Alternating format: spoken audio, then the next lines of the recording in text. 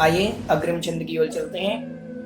अति भक्ति भीनो नम्र चित है, क्षमव शरण रच्यो सही, ताकि अनुपम शुभ गति को, कहन समर्थ को नहीं। प्राकार तोरण सभा मंडप, कनक मणिमय छाजहि, नग जड़ित गंध कुटी मनोहर, मध्य भाग विराजहि। आइए अर्थ देखते हैं।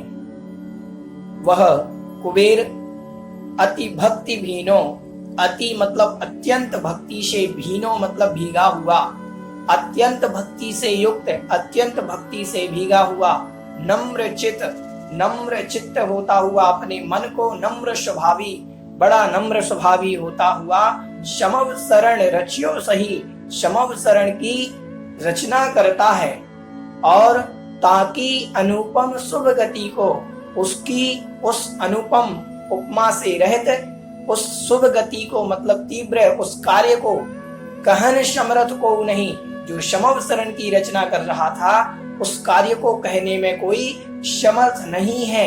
कैसे कह सकता है? को नहीं, कहने में कोई भी समर्थ नहीं है। समर्थ मतलब समर्थ।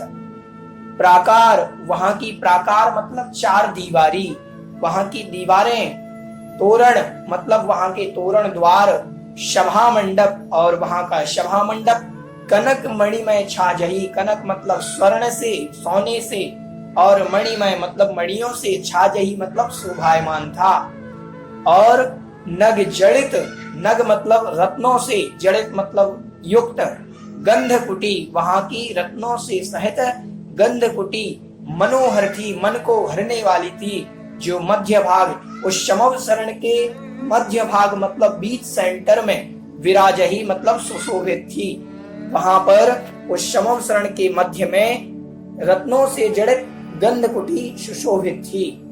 आइए पूरे छंद का भावार्थ देखते हैं। अति भक्ति से भीगा हुआ वह कुबेर सरल स्वभाव से युक्त समव शरण की रचना करता है।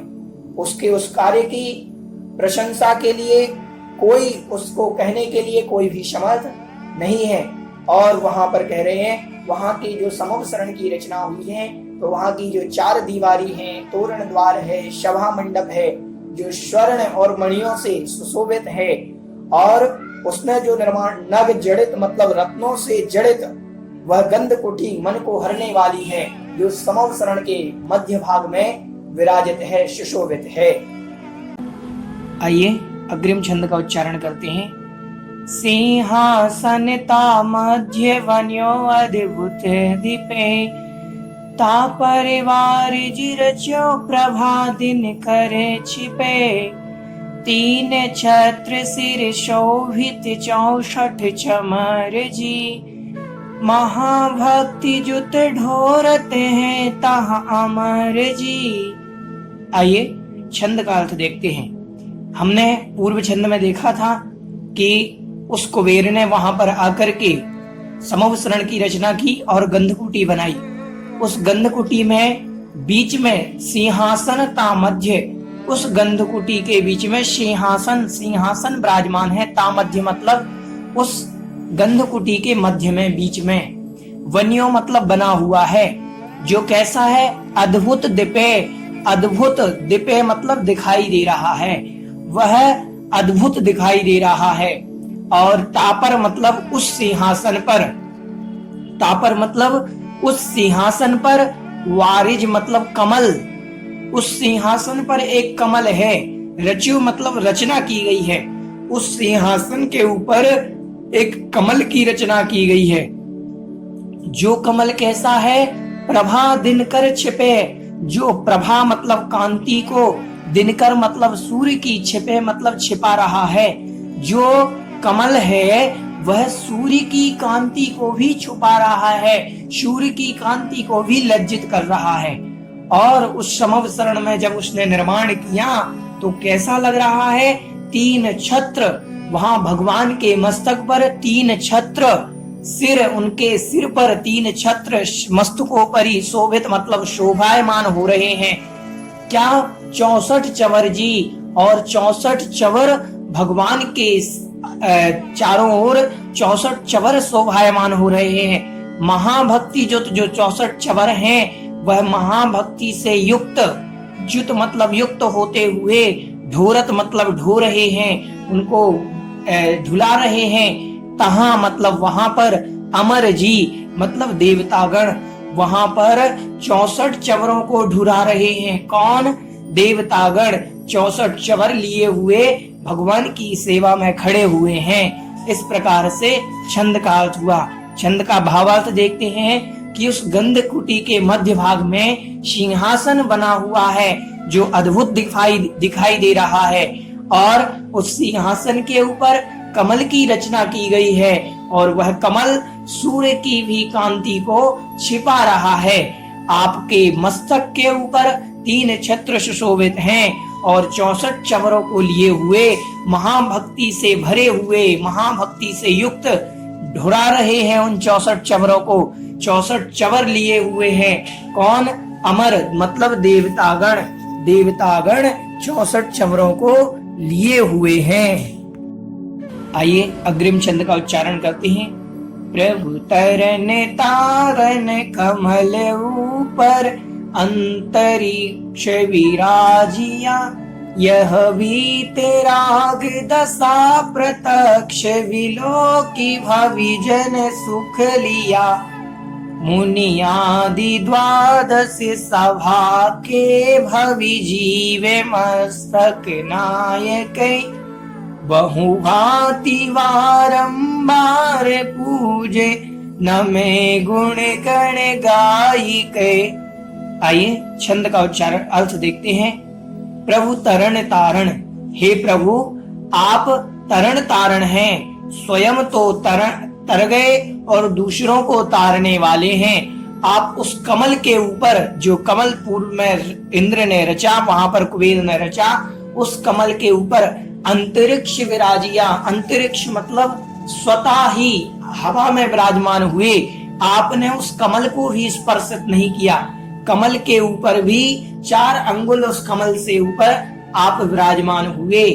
यह वीतराग दशा प्रत्यक्ष, यह आपकी इस वीतराग की दशा को, यह वीतरागी दशा को प्रत्यक्ष मतलब प्रत्यक्ष, विलोकी मतलब देख करके, आपकी इस वीतराग दशा को प्रत्यक्ष देख करके भविजन, भव्य जनों को सुख लिया, सुख की आनंद, सुख की अनुभूति हुई, सुख की प्राप्ति हुई। ऐसी आपकी वीतराग दशा को प्रत्यक्ष देख करके भव्य जीवों ने सुख लिया, सुख को प्राप्त किया। और क्या है? मुनि आदि 12 सभाएं, वहां पर मुनि आदि के लिए जो 12 सभाएं बनाई गई थी, भवि जीव मस्तक नायके, वहां पर कह रहे हैं कि मुनि आदि के लिए वहां उस समूह शरण में 12 सभाएं बनी हुई हैं। और भवि जीव मतलब भव्य जीव, मस्तक नायके मतलब नमस्कार करके, मस्तक को, सिर को झुका करके, बहुभांति बहुत प्रकार से, अनेक प्रकार से सिर को नमस्कार करते हुए, अन्य प्रकार से आपको नमस्कार करते हुए बारंबार पूजे, आपको बारंबार पूजते हैं। और नमे मतलब नमस्कार करते हैं। और गुण गण काय के, क्यों नमस्कार कर रहे हैं? तो बोले गुण के गणों को, समूह को, गुणों के समूह को गा करके आपको वह नमस्कार कर रहे हैं। आइए छंद का भावार्थ देखते हैं कि हे भगवान, आप स्वयं तो संसार से तर गए और दूसरों को भी तारने वाले हैं। ऐसे भगवान आपने उस कमल के ऊपर भी 4 अंगुल ऊपर अंतरिक्ष में आप विराजमान हो गए। आपकी इस वीतराग दशा को देख करके भव्य जीवों ने सुख का आनंद, सुख प्राप्त किया। और मुनि आदि की 12 सभाओं में जो भव्य जीव आपको बार-बार नमस्कार कर रहे हैं, मस्तक झुका रहे हैं, बहुभांति बहुत प्रकार से आपकी वंदना कर रहे हैं, बारंबार आपकी पूजा कर रहे हैं और नमस्कार कर रहे हैं बार-बार। कैसे कर रहे हैं? गुण गण गाय के, आपके गुणों का समूह, आपका गुणानुवाद करते हुए बार बार आपको नमस्कार कर रहे हैं। आइए अग्रिम छंद का उच्चारण करते हैं। परिमौदारिक दिव्य देह पावन सही, क्षुधा तृषा चिंता भय गद दूषण नहीं, जन्म जरा मृत्यु रति शोक विस्मय न से, राग रोष नेत्रा मद मोह सवई खसे। आइए छंद का अर्थ देखते हैं। आप समवसरण के बीच विराजमान हैं, तो आपकी देह कैसी है, आपका शरीर कैसा है? तो बोल रहे हैं परम औदारिक दिव्य परम औदारिक शरीरधारी हैं, आपकी देह दिव्य है, अत्यंत रमणीय है। परम औदारिक शरीर आपका परम औदारिक शरीर है। हे प्रभु, पावन मतलब वह पवित्र है। और कैसा है? आपके अंदर विशेषता बतला रहे हैं भगवान आपकी कि आप कैसे हैं। तो बता रहे हैं क्षुधा तृषा, क्षुधा मतलब भूख, तृषा मतलब प्यास, चिंता, भय मतलब डर, गद मतलब रोग, और दूषण मतलब ये दोष नहीं मतलब नहीं है। कौन कौन से दोष नहीं है?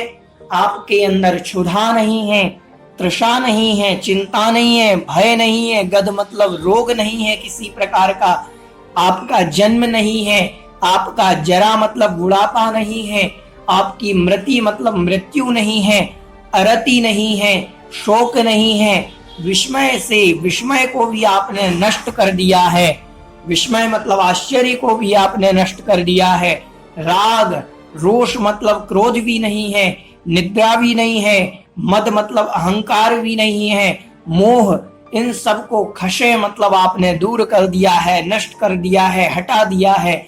इस प्रकार से आप 18 दोषों से रहित हैं।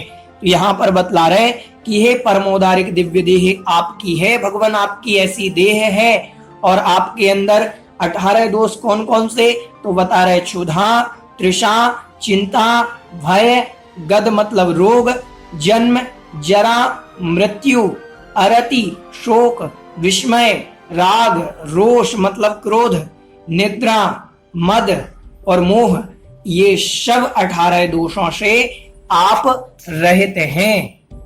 आइए अग्रिम छंद का उच्चारण करते हैं। श्रम विना श्रम जल रहते पावन अमल ज्योति स्वरूप जी, शरणागतिन की असुचिता हर करत विमल अनूप जी, ऐसे प्रभु की शांत मुद्रा को नभन जल तय करे, जश भक्ति वश मन उक्ति ते हम भानु ढिग दीपक धरे। आइए छंद का अर्थ देखते हैं। श्रम विना, हे भगवान आप श्रम से बिना हैं, मतलब श्रम से रहित हैं, आपको कोई मेहनत नहीं करनी पड़ती, और श्रम जल रहित, इसीलिए आप श्रम जल से रहित हो गए। श्रम जल मतलब पसीना, पसीना से रहित हैं आप, जिसे स्वेद कहते हैं, तो आप स्वेद से रहित हैं, पसीने से रहित हैं, और पावन हैं, और अमल मतलब मल से रहित हैं, और ज्योति स्वरूप जी, ज्योति स्वरूप मतलब केवल ज्ञान रूपी ज्योति जैसे स्वरूप है, केवल ज्ञान ज्योति से युक्त हैं। शरणागतिन की, और शरणागत जो आपकी शरण में आए उन जीवों की, असुचिता हर, आप उनकी असुचिता को हर लेते हैं, उनके पापों को हर लेते हैं, आप उनके अंदर पाप रूपी मल को हर मतलब हरने वाले हैं, और क्या करत मतलब करने वाले हैं। विमल अनूप जी, विमल मल से रहित, कर्म मलों से रहित करने वाले हैं। अनूप जी अनुपम है, आपकी उपमा किसी से नहीं की जा सकती। ऐसे प्रभु की शांत मुद्रा, ऐसे हे प्रभु आपकी शांत मुद्रा, आपकी इस प्रतिमा जी जो विराजमान है, उस प्रतिमा जी की बात चल रही है कि मंदिर जी में विराजमान जो प्रतिमा है, वहां पर हमने जो स्नपन पीठ पर अब अभिषेक के लिए श्री जी को विराजमान कर लिया है, ऐसी उस शांत मुद्रा से युक्त प्रतिमा का नभन मतलब मैं अभिषेक जलते मतलब जल से करता हूं, मैं शुद्ध जल से भगवान की शांत मुद्रा से युक्त प्रतिमा का अभिषेक करता हूं। और कह रहे हैं जश भक्तिवश, जस हर राय, जश मतलब जस हर राय जी जो हैं, जो लेखक हैं, वो कह रहे हैं कि जस हर राय जी भक्ति के वशीभूत होकर मन उक्तिते, मन में उत्पन्न उक्तियों के द्वारा, मन में उत्पन्न सुक्तियों के द्वारा, मन में उत्पन्न शब्दानुभावों के द्वारा हम भानु ढिग दीपक धरे, हम मतलब मैं कौन, जस हर राय जी, मैं जस हर राय भानु ढिग दीपक धरे, भानु के ढिग मतलब सूर्य के सामने दीपक धरे, दीपक दिखा रहा हूं, मैं भगवान का जो गुणानुवाद कर रहा हूं, यह तो ऐसा हो गया जैसे सूर्य को दीपक दिखाना। आइए एक बार छंद का भावार्थ देख लेते हैं कि हे भगवान, आप किसी प्रकार की मेहनत नहीं करते, इसीलिए आप पसीने से रहित हैं, पावन हैं, अमल हैं, केवल ज्ञान ज्योति स्वरूप हैं, और आपकी शरण में आए हुए जो जीव हैं उनकी आप असुचिता को हरने वाले हैं, पाप मलों को हरने वाले हैं, और उनको विमल करने वाले हैं, और अनुपम हैं। और कैसे हैं हे भगवान, आपकी जो शांत मुद्राधारी है जो प्रतिमा है, मैं नभन करता हूं, अभिषेक करता हूं जल के माध्यम से। जस हर राय जी कह रहे हैं कि मैं भक्ति के वशीभूत होकर के मन में उत्पन्न उक्तियों के द्वारा मैं आपका गुणानुवाद कर रहा हूं, ऐसा लग रहा है जैसे सूर्य के सामने दीपक ही दिखा रहा हूं। आइए अग्रिम छंद का उच्चारण करते हैं। तुम तो सहज पवित्र यही निश्चय भयो, तुम पवित्रता हेत नहीं मज्जन ठयो, मैं मलिन रागादिक मलते वे रहो, महामलिन तन में वशु विधि वश दुखे शयो। यह छंद मुझे बहुत प्रिय है, बहुत अच्छा अर्थ है इस छंद का। आइए देखते हैं कि हे भगवान, तुम तो सहज पवित्र, आप तो सहज मतलब स्वभाव से ही पवित्र हैं, आप तो स्वभाव से ही पवित्र हैं, यह निश्चय हो गया, क्योंकि आपके अंदर 18 दोष नहीं रहे, इसीलिए आप स्वभाव से ही पवित्र हैं।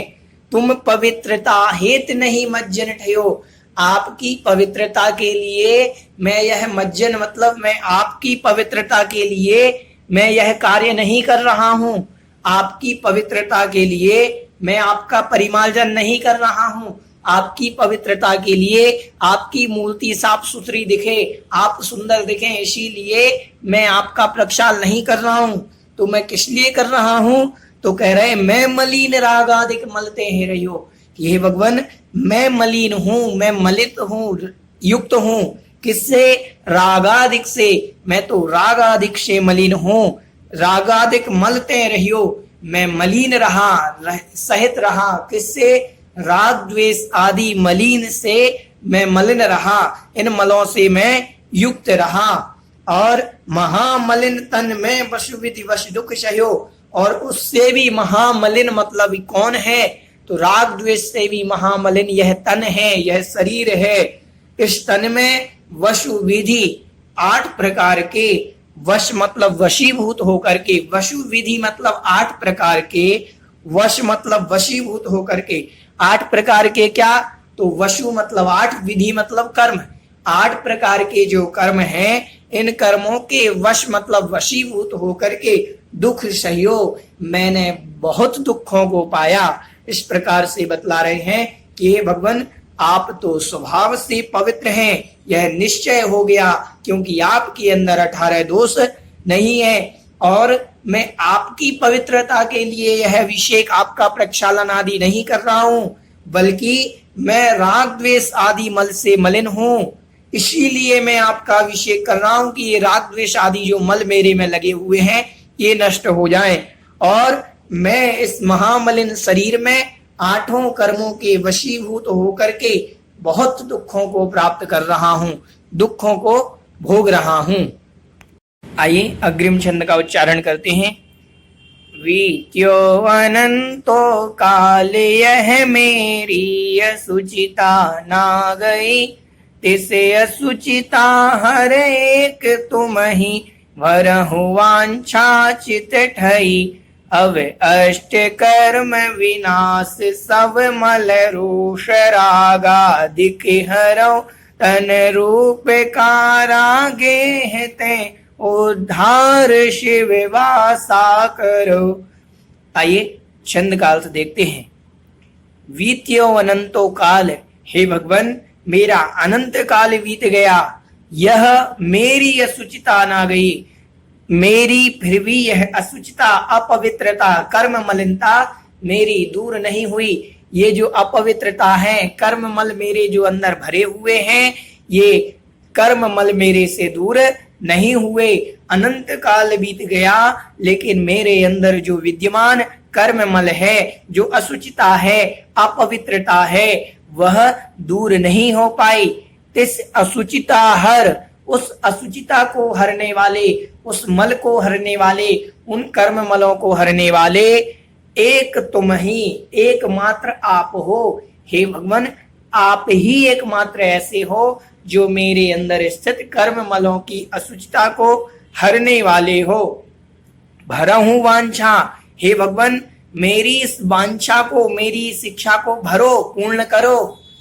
वांछा मतलब मेरी इस इच्छा को, भरहूं मतलब पूर्ण करो। जो कैसी है? चित ठई, चित में स्थित है, मन में स्थित है। मेरे मन में स्थित इस वांछा को भरो या पूर्ण करो। कैसी है मेरी वांछा?